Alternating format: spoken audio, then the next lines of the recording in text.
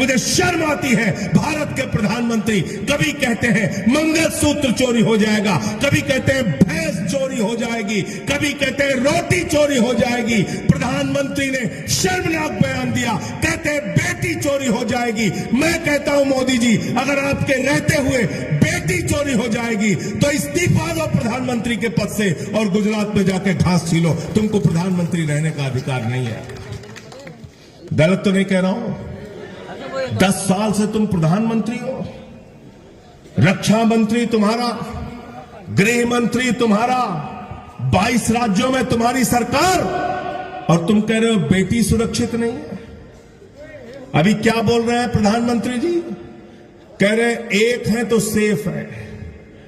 मैंने कहा ये बात उन्होंने अडानी के लिए कही है कि हम तुम एक रहेंगे तो हमारे बच्चे सेफ रहेंगे। दुबई में जाते हैं, यहां नारा लगाते हैं मुसलमानों के खिलाफ, दुबई में जाते हैं, कतर में जाते हैं तो शेखों से गले मिलते हैं। गुजरात के विकास के लिए दुबई के सुल्तान को बुलाते हैं मोहम्मद बिन सलमान, कहते हैं माई ब्रदर मोहम्मद बिन सलमान, क्योंकि वहां जैसा का धंधा चल रहा है, मोदी जी के भतीजे का धंधा चल रहा है। इसलिए दुबई के कतर के मुसलमानों से नफरत नहीं, हिंदुस्तान के मुसलमानों से नफरत है। कह रहे बटेंगे तो कटेंगे। मैं महाराष्ट्र के लोगों से कहने के लिए आया हूं, अगर आप बटोगे तो आपके बच्चों के सरकारी स्कूल बंद हो जाएंगे, अगर आप बटोगे तो आपके सरकारी अस्पताल बंद हो जाएंगे, अगर आप बटोगे तो आपकी सड़कें टूटी हुई होंगी, अगर आप बटोगे तो महाराष्ट्र से 2 लाख करोड़ की योजना गुजरात चली जाएगी, अगर आप बटोगे तो किसान आत्महत्या करने के लिए मजबूर होगा, अगर आप बटोगे तो भारत की सेना को 4 साल के ठेके पे रख दिया जाएगा। इसलिए न बटिए न कटिए और मिलकर बीजेपी को रपटिए। तैयार है सब लोग? हाथ उठा के बताओ पीछे तक। सब लोग तैयार है ना? सब लोग तैयार हैं? मुझसे लोग कह रहे थे कि ये बीजेपी का क्या आप मतलब समझते हैं? मैंने कहा ये कोई राजनीतिक पार्टी नहीं है, ये एक अपहरण गैंग है जो विधायकों का अपहरण करती है, सांसदों का अपहरण करती है, सरकारों को तोड़ती है, मरोड़ती है। बटेंगे कटेंगे का नारा दे रहे, कौन बोल रहा है समाज को? आज बीजेपी का नेता कुंभी समाज के लोगों को गाली देता है, कहता है 500 रुपए में बिकने वाली कौम है। मैं आपसे कहने के लिए आया हूं, सारे ओबीसी समाज के लोग इकट्ठा होकर इनको जवाब दो, इनकी जमानत जब्त कराने का काम करो। आपको अपमानित करने का काम करते हैं। कौन बांट रहा है समाज को? मैं पूछना चाहता हूं, 100 साल हो गए आरएसएस को, एक भी आरएसएस का प्रमुख 100 साल के अंदर दलित नहीं बना, आदिवासी नहीं बना, पिछड़ा नहीं बना। आखिर क्यों? क्योंकि ये बाबा साहब के संविधान को नहीं मानते, पिछड़ों को नहीं मानते, दलितों को नहीं मानते, आदिवासियों को नहीं मानते। इस देश की 85% आबादी के प्रति इनके मन में कोई निष्ठा नहीं है। समाज को बांटने का काम तो ये लोग कर रहे हैं, ये लोग समाज को बांटने का काम कर रहे हैं। और इसीलिए भगवान श्री राम ने संदेश दिया है। अरे महाराष्ट्र के लोगों में आपसे कहना चाहता हूं, जब भगवान श्री राम ने इनका साथ छोड़ दिया तो आप भी इनका साथ छोड़ दो। अयोध्या हारे ये लोग, अंबेडकर नगर हारे ये लोग, सुल्तानपुर हारे, कौशाम्बी हारे, प्रयागराज हारे, चित्रकूट हारे, रामटेक हारे, नासिक हारे, रामेश्वरम हारे, सीतापुर हारे, रामपुर हारे, जहां जहां से राम गुजरे सारी सीटें भाजपा वाले हार गए। 2 पार्टियों को तोड़ने का काम किया। इस बार के चुनाव में इनकी जमानत जब्त करा के कहना गद्दारों को माफी नहीं देंगे। उद्धव ठाकरे जी की पार्टी तोड़ दी, उनके विधायक खरीद लिए। शरद पवार जी की पार्टी तोड़ दी, उनके विधायक 50-50 करोड़ में खरीद लिए। विधानसभा के अंदर नारे लगे, 50 खोके एकदम ओके, 50 खोके एकदम ओके।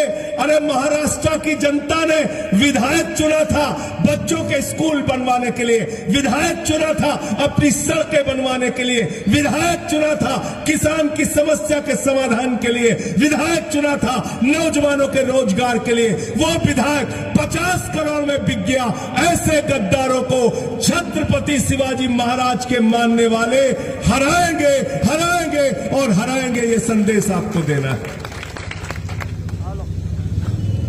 किसी की तीर कमान चुरा ली, शरद पवार साहब की घड़ी चुरा ली, घड़ी चुरा ली।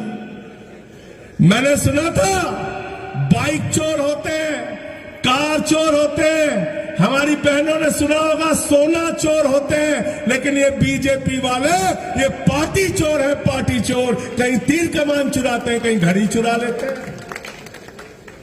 और अनिल देशमुख जी के नाम से एक घड़ी वाला खड़ा कर दिया यहां पे। कितने फरेबी लोग हैं आप सोचिए, आप कितने फरेबी लोग हैं।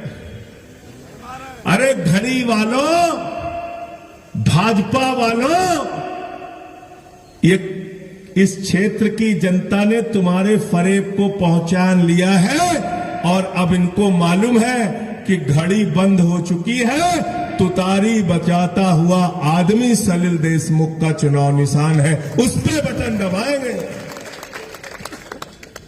किसी गलतफहमी में मत रहना। तुतारी बजाना है भ्रष्टाचार के खिलाफ, तुतारी बजाना है महाराष्ट्र को जगाने के लिए, तुतारी बजाना है गद्दारों को सबक सिखाने के लिए, तुतारी बजाना है आपके क्षेत्र के विकास के लिए, तुतारी बजाना है महाराष्ट्र से 2 लाख करोड़ की योजना जो गुजरात लेके गए हैं उसकी लड़ाई लेकर वापस लाने के लिए तुतारी बजाना है आपको, तुतारी। साथियों और दोस्तों, भारत के प्रधानमंत्री ने महाराष्ट्र के साथ सौतेली मां जैसा व्यवहार किया। एक दो नहीं, 16 योजनाएं, 16 प्रोजेक्ट उठा के महाराष्ट्र से गुजरात लेके गए। 2 लाख करोड़ का प्रोजेक्ट, आपके बच्चों को रोजगार मिलता, महाराष्ट्र की तरक्की होती, विकास होता। लेकिन प्रधानमंत्री नरेंद्र मोदी गुजरात लेके चले गए वो योजना। इसलिए मैं आपसे कहने के लिए आया हूं कि इस बार के चुनाव में जिन लोगों ने आपको धोखा देने का काम किया, उनसे सवाल पूछना और उनको सबक सिखाने का काम करना। मैं मोदी जी के बारे में कहता हूं, मोदी जी के अंदर कोई काबिलियत हो ना हो, लेकिन गंजे को भी कंघी बेच सकते हैं। झूठ बोलने में मास्टर आदमी है देश के प्रधानमंत्री। क्या बोला था आपसे? बड़े भाइयों और बहनों, वोट दे दो, 2 करोड़ नौकरी नौजवानों को हर साल देंगे। मिल गई 2 करोड़ नौकरी आपको? 20 करोड़ नौकरी मिल गई क्या 10 साल में? फिर बोले वोट दे दो, इतना काला धन लाएंगे, हवाई जहाज में भर के लाएंगे, बैलगाड़ी से लाएंगे, ट्रैक्टर से लाएंगे, रिक्शे पे लाद के लाएंगे, इतना काला धन लाएंगे कि हर आदमी के खाते में कितना जमा हो जाएगा? सबको याद है, कोई भूला नहीं है। 15 लाख आ गए आपके? नहीं आए। सबसे ज्यादा नाराज लालू यादव जी हैं। कह रहे हमारे 7 गो बेटा बेटी, मैं और राबड़ी, सबसे ज्यादा पैसा हमारा आने वाला था, 1 पैसा नहीं आया। उसके नाम पे धोखा दिया। फिर बोले महंगाई कम कर देंगे, पेट्रोल 50 रुपए का हो जाएगा, डीजल 40 रुपए का हो जाएगा। पेट्रोल 110 रुपए में बिका, डीजल 100 रुपए में बिका, सरसों का तेल 300 रुपए में बिका, दाल 250 रुपए में बिकी, प्याज 250 रुपए में बिका, लहसुन 600 रुपए में बिका। आसमान पे महंगाई पहुंच गई, आसमान पे महंगाई पहुंच गई। जब देश की वित्त मंत्री से पत्रकारों ने पूछा, अरे टमाटर के दाम महंगे हो गए, प्याज 300 रुपए किलो हो गई, तो वित्त मंत्री ने कहा मैं प्याज नहीं खाती, प्याज नहीं खाती। मैं आप लोगों से कहने के लिए आया हूं, इस बार जब आपसे बीजेपी वाले वोट मांगने के लिए आए तो तुम कह देना हम वोट नहीं देते। गलत तो नहीं कह रहा हूं? कहना नहीं कहना है। ये भारतीय जनता पार्टी नहीं है, भारतीय झूठा पार्टी है, झूठ बोलने वालों की पार्टी है। भारत के प्रधानमंत्री 10 साल के बाद आपके बीच में आते तो ये नहीं बताते कि महाराष्ट्र के विकास के लिए क्या किया, ये नहीं बताते कि आपके बच्चों के लिए कितने स्कूल खोले, ये नहीं बताते कि कितने अस्पताल खोले, ये नहीं बताते कि कितनी सड़कें बनाई, ये नहीं बताते कि महाराष्ट्र के विकास के लिए कितने उद्योग धंधे लगाए, ये भी नहीं बताते कि किसानों को सोयाबीन का दाम क्यों नहीं मिलता, संतरे का दाम क्यों नहीं मिलता, कपास का दाम क्यों नहीं मिलता, ये भी नहीं बताते कि महाराष्ट्र का किसान आत्महत्या करने के लिए मजबूर क्यों